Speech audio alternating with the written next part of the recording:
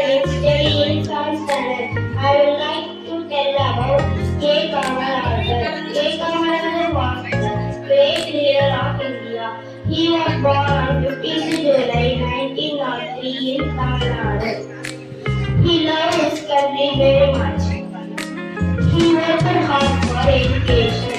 He started many schools for children. He was always simple and kind.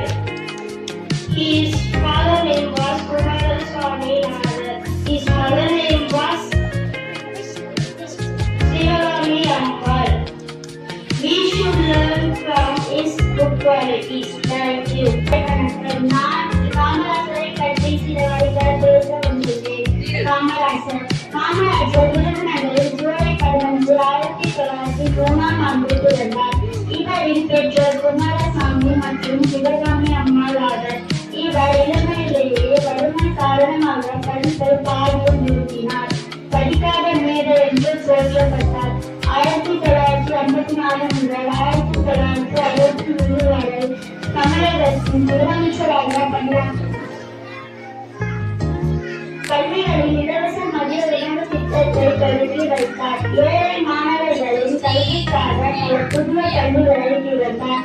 இவருக்கு 1976 ஆண்டு இந்தியாவின் உயரிய விருதான பாரத் ரத்னா வழங்கப்பட்டது. நன்றி.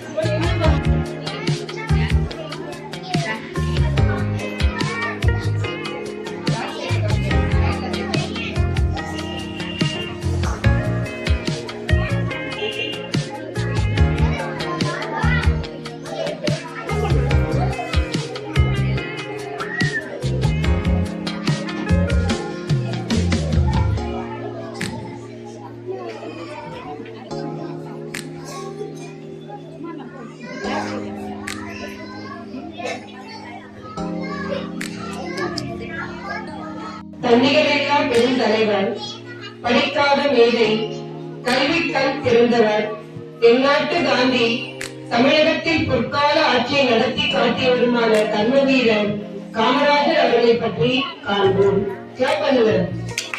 காமராஜர் 1903 ஆண்டு ஜூலை மாதம் 15ஆம் தேதி விருதுநகரில் குமாரசாமி சிவகாமி அம்மையாருக்கும் மகனாக பிறந்தார்.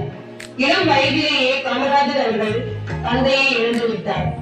இவரின் இயற்பெயர் காமாட்சி. எல்லாருக்கும் இவருடைய இயற்பெயர் காமாட்சி.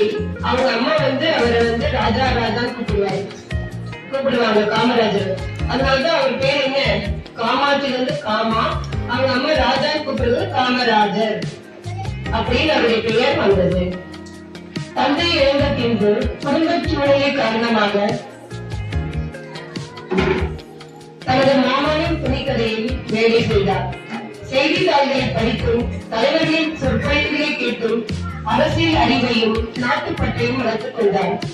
விடுதலை வீரர் திரு சத்தியமூர்த்தியின் வாரிசாக விளங்கியவர் காமராஜர்.